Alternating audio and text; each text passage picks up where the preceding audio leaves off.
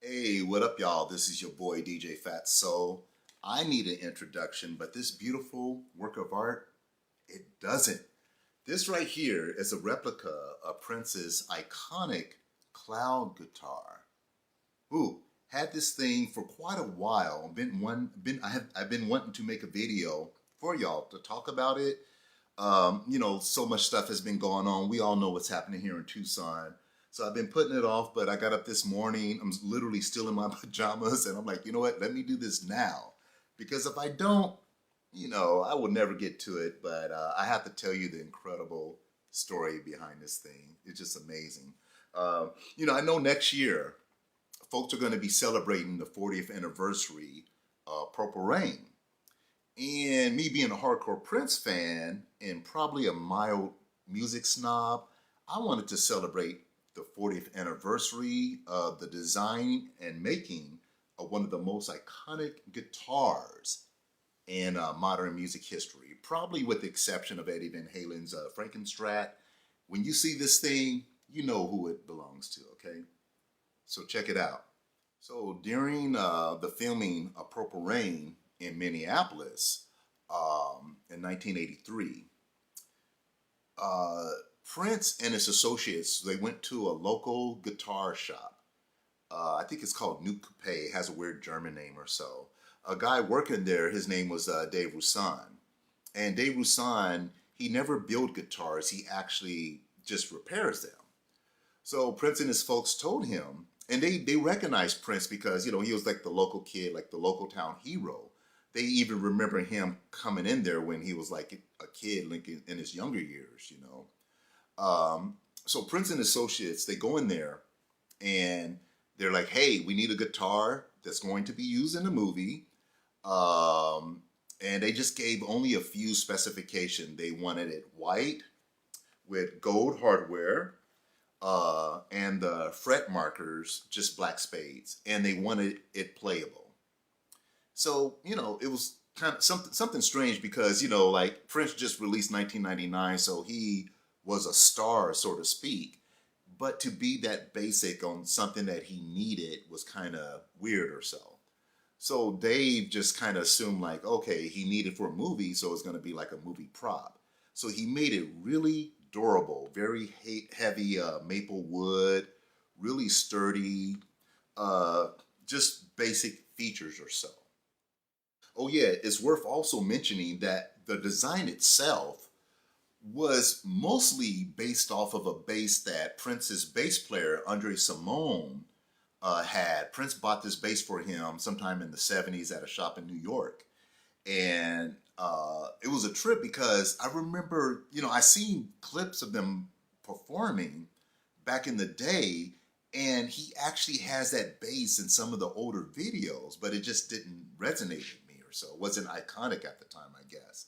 So they actually brought the bass into the shop along with the basic instructions, and they told him like, similar to this. So Dave Rusin, I don't know if people call him the original designer, but more so the original maker of the cloud guitars or so.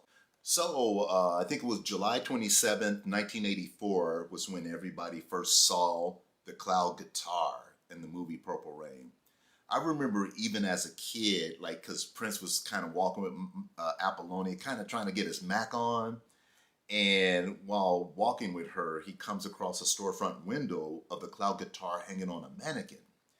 And for the first time, you see this kind of weird duality of two things he loved: ladies and music. And what's also somewhat poetic in a sense was that it has this shape, really elegant, like a lady. Also classy, I would say. Like if Mozart had to play guitar, Mozart would probably play something like this. And even at my young age, I kind of was able to see that symbolism, those two dualities coming not necessarily in conflict with each other, but being placed right in front of Prince. And then you see Prince really putting his focus on that musical instrument. Uh, Very beautiful design or so. One thing I do love about it is like the neck. You see how it curves or so. I just love that right there. I love how billowy it is or so. Just pure. Just so beautiful or so. Uh, I'm thinking about even getting a second one because this color was based upon one of my top Prince albums, Sign of the Times, the Peach and Black. So I thought about getting a black one to kind of hang up in my music studio along with this one right here. It's interesting that the most sought out cloud guitars are probably the first four. Um, Music historians, they call them cloud 1, 2, 3, and 4. The second cloud, Prince called Blue Angel, which is probably the only, like the only name. I don't think he named any of his instruments, so that was probably the first and only instrument he gave a name to that he really stuck with. You know, like he stuck with that Blue Angel name throughout his whole life. What else I got to tell you about this thing? Oh, so the first one, Dave Rusin didn't really expect for Prince to really be that into it. You know, he thought it was a movie prop.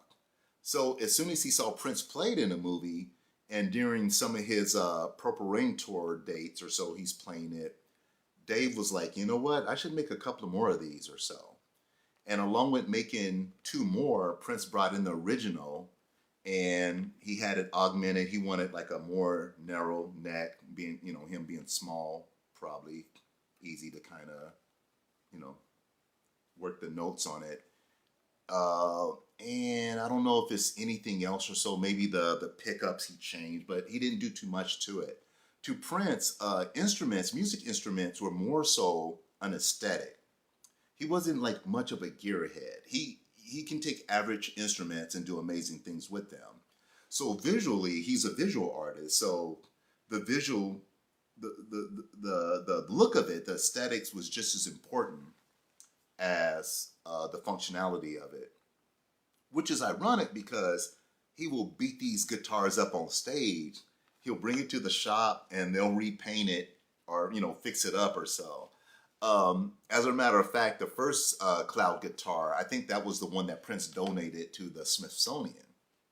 And it was very unceremonious the way he did it. He just put it in a guitar case, the original guitar case, and just shipped it to them. And the workers or so, the curators, they, you know, getting it ready for display, you know, they have to clean it up, touch it up. But while doing that, they look on the back and they notice some yellow paint underneath. And they're like, damn, that's weird. So they took it across the street to the Museum of Natural History or so. And they did an x-ray on it and they found about 7 layers of paint. That fool was just repainting the guitar over and over, which tripped me out because I'm like, Prince, just get like a bunch other made or so. And then eventually he did. I think the first one is in the Smithsonian Museum. The second one, the Blue Angel, that one recently auctioned off, and I think it was around $700,000 or something insane. There's a third and fourth one. One of them was like a sweepstake, like a giveaway, like a contest that Warner Brothers did. And I think it was a black cloud guitar. So they don't know who has it. Probably somebody in Germany that I think that won that contest. Yeah. So the first couple of years of Prince using the cloud guitar, or I should say maybe the first year during Purple Rain and the Purple Rain tour, it didn't really kind of catch on as something that Prince will kind of have with him throughout his career, or at least the later years following. On the cover of Around the World in a Day, I think the name, the cloud guitar, got its namesake because there was a character, a Prince, on that album cover holding the cloud guitar. And that was Prince, by the way. I know on the cover he has blonde hair, but just a little quick fact that Prince attempted to dye his hair blonde, had an allergic reaction, had to cut it off, and that's why on the video Raspberry Beret looked kind of like a rough Beatle bowl cut or so, which is weird or so. So on the album cover of Around the World in a Day, he's depicted of how he would look if he would have kept his blonde hair. So since he was wearing the cloud outfit while holding the guitar, they decided to call it the cloud guitar. And I always loved how almost every album following Purple Rain, he will change the color scheme of the guitar to fit the theme of the albums coming out. So I think in Around the World in a Day or Love Sex, he had like the bluish one. This one, Sign of the Time, like peach and black.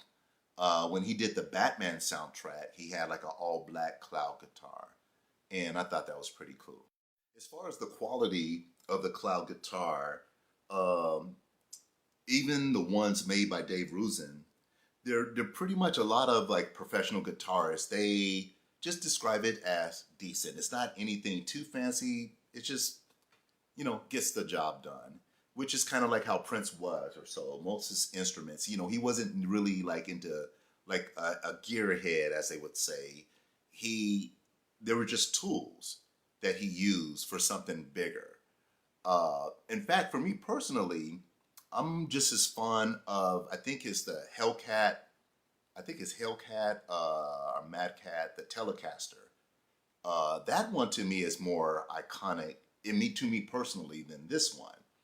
And when I remember watching them in concert and just looking at that Telecaster guitar and just being in awe of it, because I've seen it on so many album covers or so.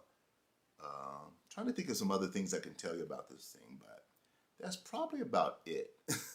And I'll tell you some more. I'm thinking about getting a second one. I want to get a black one because I don't play guitar. This is more, just as with Prince, something aesthetic I'm going to hang up in my music room.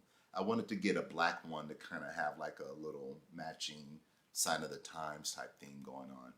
But anyway, just want to share this with you. I'm going to do some other, I'll probably take some more videos of this so I can give like a more detailed look of this thing for y'all, right? Talk to you later. Peace.